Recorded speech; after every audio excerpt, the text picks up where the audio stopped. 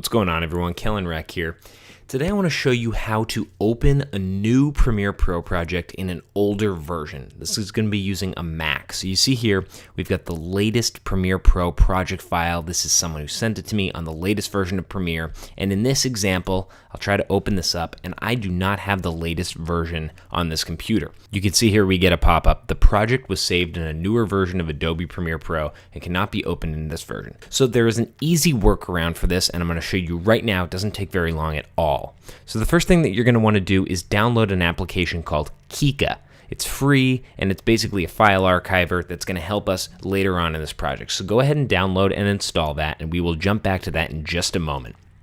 The next step is to duplicate or copy and paste your Premiere Pro project. So we want to make a second version of it just so we have a backup version in case anything goes wrong.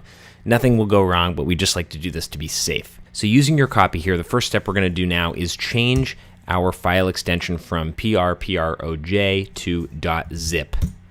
And we will use the .zip, and then once it's already in that zip form, you're just going to double click on it to decompress it. So now you should have a text file that is a copy of your Premiere Pro project. So now you can right click that text file and we'll open with Text Edit. You could use any text editor program on your computer, but in this case, Text Edit is just the easiest.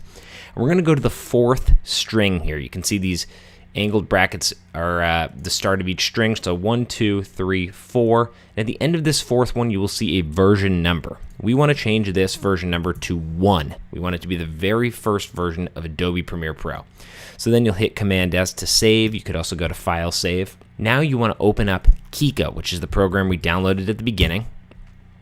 And you want to make sure you're on gzip.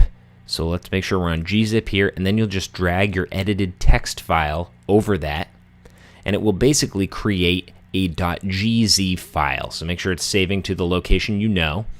And now we have a compressed version of that text edit. So now the last step, all you have to do is again change that last file extension from gz back to proj.